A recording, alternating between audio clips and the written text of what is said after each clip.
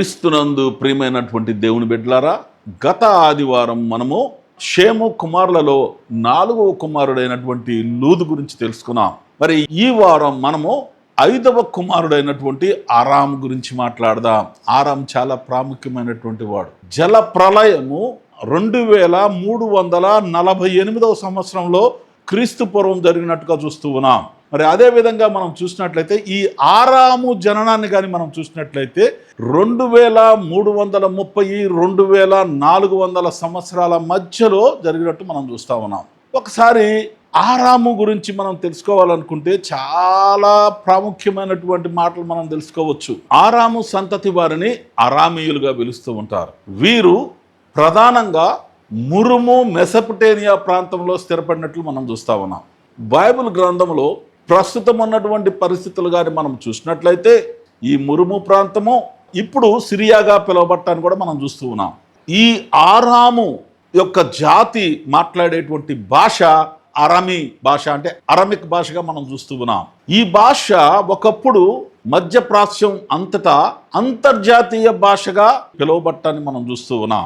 మరి ముఖ్యంగా కానీ మనం చూసినట్లయితే యేసుక్రీస్తు ప్రభువు వారు మాట్లాడినటువంటి భాష అరమిక్ భాషగా కూడా మనం విన్నాము. బైబిల్ గ్రంథంలో దానియేలు, ఎజ్రా ఈ యొక్క పుస్తకాలలో ఈ అరమిక్ భాష కొంత భాగము రాయబడి ఉంది అని కూడా చాలామంది చరిత్రకారులు, హిస్టరీ కూడా తెలియజేయబడుతూ ఉంది. అనేక మంది శాస్త్రవేత్తలు కూడా మాట్లాడుతూ ఉన్నారు. ఈ అరాముకు 4 కుమారులు ఉన్నారు. ఒకళ్ళు అజ్ అంటే తెలుగులో హూజు, అదేవిధంగా 2వ వాడిగా హూలు, 3వ వాడిగా గేతేరు, మాషు అనే 4 కుమారులు ఉండటాన్ని మనం చూస్తూ ఉన్నాం. వీరి చరిత్ర కూడా చాలా ప్రాధాన్యత సంతరించుకుంటూ ఉంటుంది బైబిల్ గ్రంథంలో. ఇశ్రాయేలీయులకు తండ్రిగా పిలువబడేటువంటి ప్రియమైనటువంటి అబ్రహాము, ఇస్సాకు, యాకోబులు కూడా ఈ అరాము ప్రాంతానికి చక్కటి సంబంధము కలిగి ఉన్నవారుగా మనం చూస్తూ ఉన్నాం. యాకోబుకు తల్లి అయినటువంటి రిబ్కా, అదేవిధంగా యాకోబుకి భార్యలుగా పిలువబడినటువంటి లేయా, రాహేలు కూడా ఈ యొక్క అరాము దేశము నుండి వచ్చినటువంటి వారుగా మనం చూస్తున్నాం. అంటే ఈ అరాము దేశానికి ఎంత ప్రాధాన్యత ఉన్నదో చాలా క్లియర్గా మనకు అర్థమవుతుంది.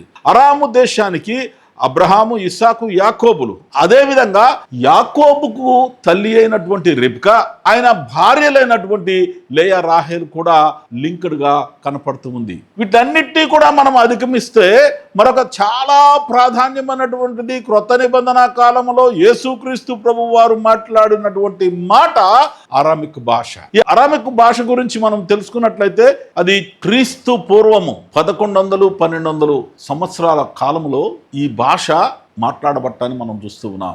అదేవిధంగా అప్పటి నుంచి కానీ మనం చూసినట్లయితే యేసుక్రీస్తు ప్రభు వారు కూడా ఇదే భాష మాట్లాడటాన్ని మనం చూస్తూ ఉన్నాం. ఇప్పుడు సిరియాలోని మలూలా అనేటువంటి అనేకమైనటువంటి ప్రాంతాలలో కూడా ఈ భాష మాట్లాడుతూ ఉన్నారు. అంటే ఈ భాష అరాము యొక్క చరిత్రలో ఆయన మాట్లాడినటువంటి ఆ భాష ఇప్పటికీ కూడా లైవ్లోనే ఉందని మనకు చాలా క్లియర్గా అర్థమవుతుంది. కనుక మీకు వీటన్నిటినీ కూడా చాలా క్లియర్గా తెలియజెప్పడానికే Jacob leaders international faith mission మీ ముందుకు వస్తుంది. మీరు కానీ ఒక్కసారి ఆలోచన చేయండి, బైబిల్ సత్యమా కాదా? బైబిల్లో ఉన్నటువంటి మాటలు ఇప్పటికీ జరుగుతున్నాయా లేదా? ఈ రోజు వరకు కూడా ఆర్కియాలజీగా కానీ లేక క్రోనాలజీలో కానీ మీకు చరిత్రను గురించి మేము ఎక్స్ప్లెయిన్ చేస్తున్నది కానీ ఏమైనా మీకు డౌట్లు వస్తే మమ్మల్ని అడగండి, మేము తప్పకుండా మీకు సమాధానం చెప్పడానికి ఇష్టపడతా ఉన్నాము. ఎందుకంటే బైబిల్ గ్రంథము సత్యము అనేదే మా వాదన. బైబిల్ గ్రంథంలో ఉన్న ప్రతి మాట కూడా నిజము అని చెప్పడానికే ఈ Jacob leaders international faith mission ప్రారంభించాము.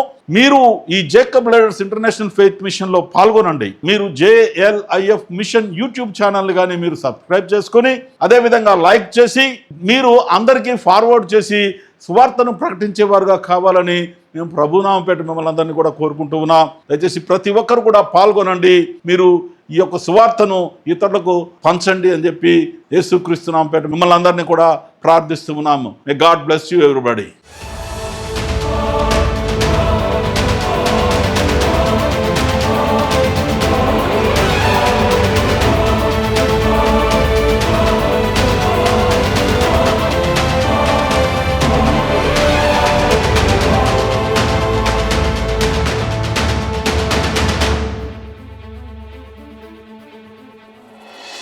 Jacob's ladder international faith mission YouTube channel ని మీ ముందుకు తీసుకొస్తున్నాము. మీరందరూ కూడా లైక్ చేయండి, షేర్ చేయండి, సబ్స్క్రైబ్ చేసుకోండి.